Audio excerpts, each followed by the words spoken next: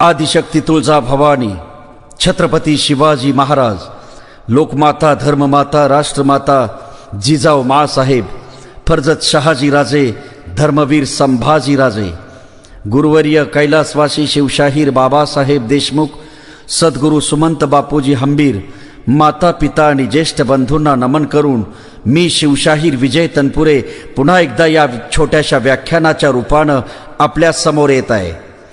मंडळी, कोण होते बुद्ध? अरे, आजही आमच्या सुशिक्षित म्हटल्या जाणाऱ्या या समाजामध्ये तथागत गौतम बुद्धाबद्दल गैरसमज नाहीत असं नाही, उलट याच लोकांमध्ये जास्त गैरसमज आहेत. अरे, बुद्धांना एका विशिष्ट समाजाच्या चौकटीत अडकवून आम्हाला आजपर्यंत खरा बुद्ध समजूच दिला गेला नाही. आणि जर आम्हाला खरा बुद्ध समजला असता तर आज भारतावर ही वेळ आलीच नसती. कोण होते बुद्ध? बुद्धांचं संपूर्ण नाव सिद्धार्थ सिद्धोधन गौतम शाक्य. गौतम हे त्यांचं आडनाव आणि शाक्य हे त्यांच्या गणाचं नाव. कारण बुद्धाच्या काळात म्हणजे इसवी सन पूर्व 563च्या पूर्वी भारतामध्ये जाती व्यवस्था नव्हती, तर गण व्यवस्था होती.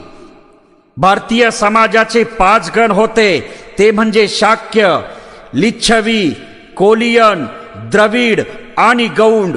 हे ते 5 गण. पहिला शाक्य म्हणजे शेती करणारा, त्यावेळेस त्याला कणबी असं म्हटलं जात होतं. कण म्हणजे मातीचा कण आणि बी म्हणजे बियाणं. मातीच्या कणात बियाणं पेरून जो त्याचा आणि त्याच्या परिवाराचा, समाजाचा उदरनिर्वाह करत होता त्याला कणबी असं म्हणत होते. कणबीचा पुढे अपभ्रंश झाला आणि कुणबी म्हणजेच आजचा ओबीसी. मराठा आणि कुणबी एकच आहेत. तथागत गौतम बुद्ध कुणबी मराठा होते. त्यांचे वडील आणि परिवार हे सर्व शेतकरी होते. जैन धर्माचे संस्थापक वर्धमान महावीर हे लिच्छवी गणातले होते. दैत्यासूर हिरण्यकश्यपूचा मुलगा राजा प्रल्हाद. प्रल्हादाची 2 मुलं, कपिल आणि विरोचन. कपिल हा सांख्य दर्शनाचा प्रणेता. हे आपण आपल्या आयुर्वेदाच्या पहिल्या वर्षाच्या पदार्थ विज्ञान या विषयामध्ये दर्शनशास्त्रामध्ये बघितलं आणि अभ्यासलं आहे. आणि दुसरा जो विरोचन आहे त्याला ऋषभदेव असंही म्हणतात. हेच ऋषभदेव म्हणजे जैन दर्शन प्रणेता, म्हणजेच पहिले तीर्थकर होय. वर्धमान महावीर हे शेवटचे म्हणजे 24वे तीर्थकर. तिसरा जो गण आहे तो कोलियन, म्हणजेच आजचा कोळी समाज. कोळी समाज हा राजा असलेला समाज होता. गौतम बुद्धाची आई देवी महामाया ही कोळी गणाची होती. म्हणजे याचाच अर्थ त्यावेळी कुणबी आणि कोळी यांच्यामध्ये आंतरजातीय विवाह होत होते. म्हणजेच तेव्हा जाती प्रथा नव्हती. चौथा गण म्हणजे दक्षिणेतले सातवाहन.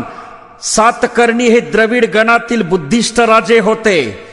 आणि 5वा गण गौंड, महापराक्रमी, दशविद्या प्राप्त, प्राच्य विद्या पंडित राजा रावण हा गौंड गणातील होता. गौंड म्हणजेच आजचा आमचा आदिवासी समाज. मंडळी, आजही मध्य प्रदेशातील बैतूल आणि विदर्भातील अनेक जिल्ह्यामध्ये आमच्या आदिवासी समाजाची लोक रावण दहन करत नाहीत, तर तिथं रावणाची आमचा आदिपुरुष म्हणून पूजा करतात. झारखंड राज्यातील आदिवासी समाज राजा रावणाची पूजा करतो आणि त्याला देव मानतो. बुद्धांनी प्रचलित वैदिक व्यवस्थेला छेद देत बुद्धिप्रामाण्यवादी, विज्ञानवादी, वास्तववादी अशा विचारांची, धम्माची आणि त्या विचाराचा प्रचार आणि प्रसार करण्यासाठी संघाची स्थापना केली. 4 आर्य सत्ये, पंचशील, अष्टांग मार्ग या माध्यमातून समाजाला दिशा देण्याचं काम केलं.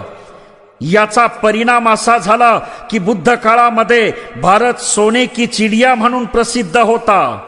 शिक्षणाची कवाडे सर्वांसाठी उघडण्यात आली. स्त्री पुरुष भेदाभेद नष्ट झाला. समाज हा कर्मकांडापासून दूर गेला. नालंदा, तक्षशिला, विक्रमशिला सारखी विश्वविद्यालये स्थापन झाली, जिथे एका वेळी जगातील 60,000 विद्यार्थी निवासी शिक्षण घेत होते. योगशास्त्र हे बुद्धांचं देणं आहे. पतंजली हा नालंदा विद्यापीठाचा विद्यार्थी होता. तो योगाभ्यासामध्ये पारंगत होता.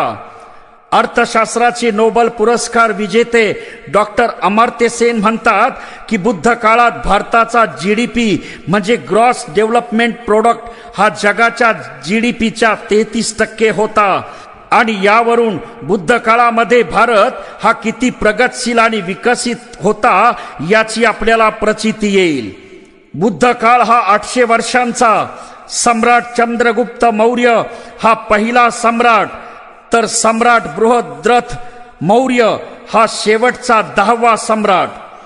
त्याची हत्या त्याच्या सैन्यातील सेनापती पुष्यमित्र शृंग नावाच्या सेनापतीनं कपटानं केली आणि बुद्ध साम्राज्याला उतरती कळा आली.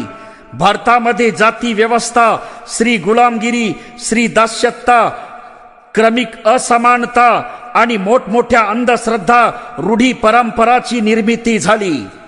या सर्व गोष्टींना फाटा देण्याचं काम भविष्यामध्ये लिंगायत धर्माचे संस्थापक संत बसवेश्वर, महानुभाव पंथाचे प्रवर्तक संत चक्रधर, वारकरी पंथाचे प्रवर्तक संत नामदेव महाराज, जगद्गुरु तुकोबाराय, छत्रपती शिवाजी महाराज, छत्रपती संभाजी महाराज, महात्मा ज्योतिबा फुले, शाहू महाराज आणि सर्वात शेवटी विश्वरत्न डॉक्टर बाबासाहेब आंबेडकरांनी केलाय. ऑक्सफर्ड विश्वविद्यालयाने जगातील 100 महापुरुषांची विश्वाचे निर्माते म्हणजे मेकर ऑफ द युनिव्हर्स म्हणून अशी एक यादी जाहीर केली आणि त्याच्यामध्ये पहिली 4 नावं ही भारतीय होती. त्याच्यातलं पहिलं नाव म्हणजे तथागत गौतम बुद्ध, दुसरे आहेत वर्धमान महावीर, तिसरे आहेत प्रियदर्शी सम्राट अशोक आणि चौथे विश्वरत्न महामानव डॉक्टर बाबासाहेब आंबेडकर. मंडळी, आज जगाला युद्धाची नाही तर बुद्धाची गरज आहे. अरे ज्या ज्या देशांनी बुद्ध स्वीकारला ते देश आज प्रगतीच्या अत्युच्च शिखरावरती विराजमान आहेत. मात्र मला बुद्ध कधी